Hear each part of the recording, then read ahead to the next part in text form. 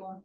My daughter is outside with the dogs making them bark, so I apologize if you can hear them barking. I wanted to jump on really quickly because I just got off a call with an amazing lady who is now my new, support person, I guess you could say.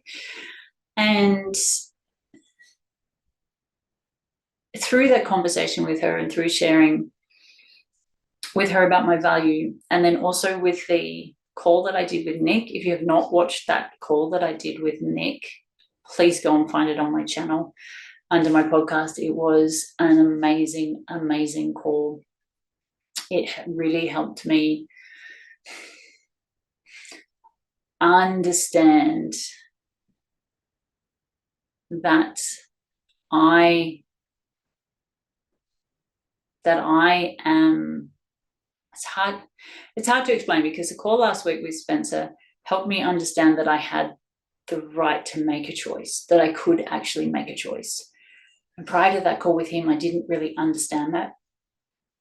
But that doesn't mean that I've made changes, that I've chosen to make changes.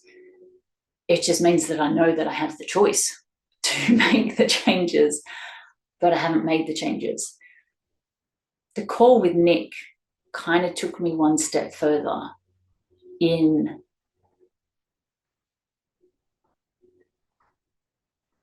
understanding that it's almost like understanding the mechanism to make that choice, to create the change, if that makes sense.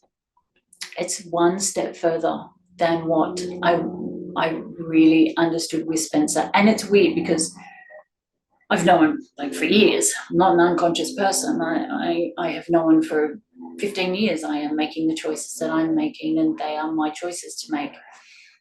And I've known that I can choose differently. However, somewhere along the line, I just lost that connection with making a different choice. I know it logically, rationally, everyone knows it. Even alcoholics and cigarette smokers, they know they don't have to pick. They know they have a choice to pick up the drink or not pick up the drink, pick up the cigarette or not pick up the cigarette. But they've lost that connection with that choice. That it doesn't feel like it's a choice. It is a choice. We know it's a choice. We all know it's a choice. We all know we're choosing the life that we're living. But sometimes it doesn't feel like it's a choice. Sometimes it really does feel like it is an action that we have no choice but to take. And with Spencer, it was really, I guess, if you talk about it in terms of neural pathways, it's almost as if he kind of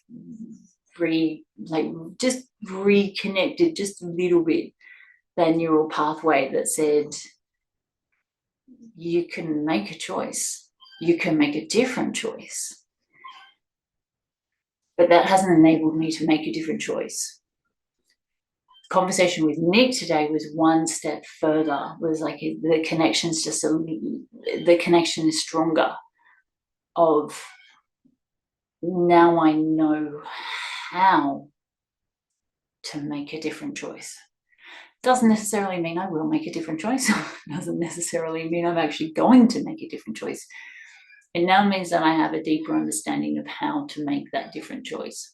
And I guess the next couple of days are going to show whether I can make that different choice, whether I will make the different choice, whether I'm going to make the different choice or not. And then my call today with Morag was really about, let me see, I only just got off the call to her and it was such a good call.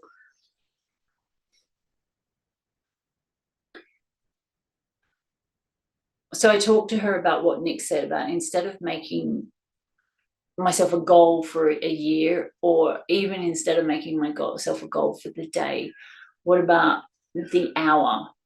And as I was talking to her, and I'm thinking, what about just in the minute that I'm in?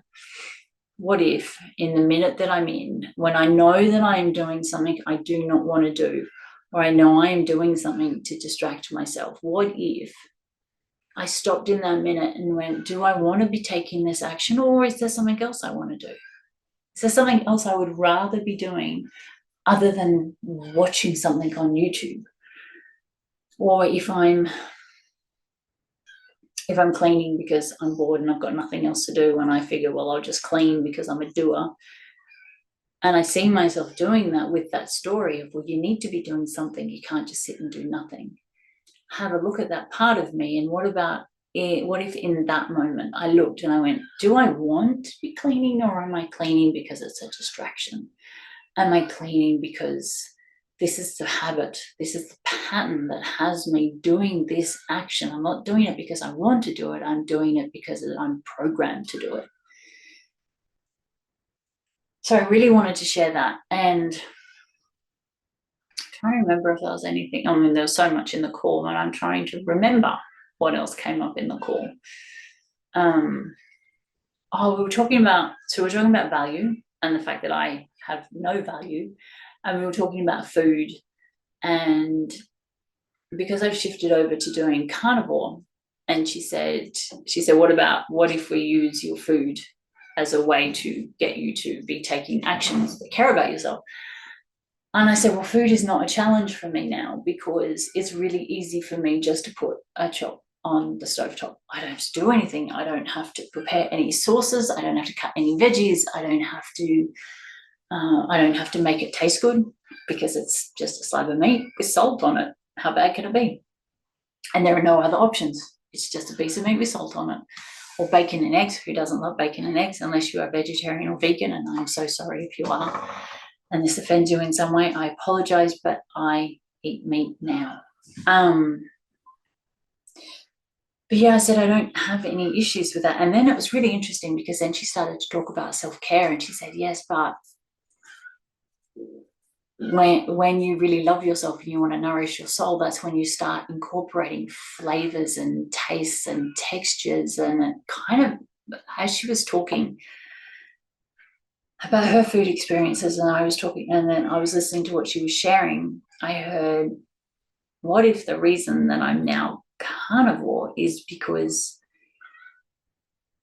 vegan doesn't keep me alive with my restrictive eating, a vegetarian doesn't keep me alive with my restrictive eating, and my inability to cook for myself, because cooking is nurturing, cooking is nourishing. What if the reason carnivore is going to work is because meat does have most of what you need, and it will keep me alive? It does keep people alive.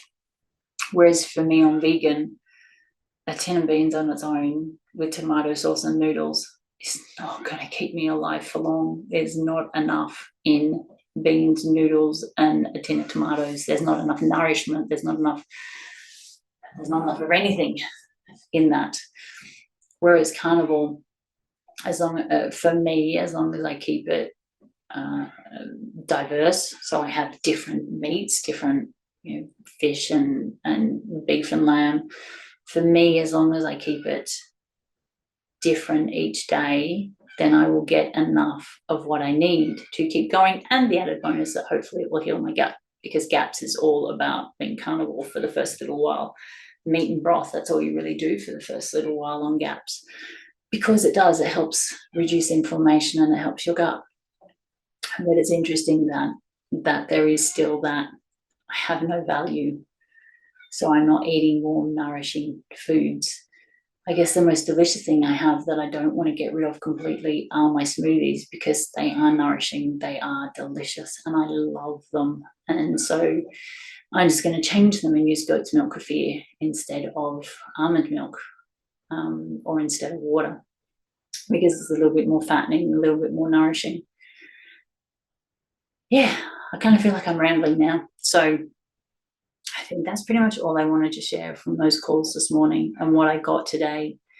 And what I do want to do, which I am going to do, is once I get up, I'm going to go out and get my little whiteboard thing and write out a list of all the different things that I want to do every day, like making the bed, brushing my teeth, cleaning the kitty litters, cleaning up all the dog stuff, feeding the chickens, cleaning up the chicken coop, making the bed, like listing out all the things. So then when I'm sitting there and I know that I'm doing something as a distraction and I'm not doing what I actually want to do, but if cleaning is what I want to do, then I can go and have a look at the list and go, okay, what have I not done today that I know I want to be doing every day? And see how that goes. It's going to be interesting. Yeah.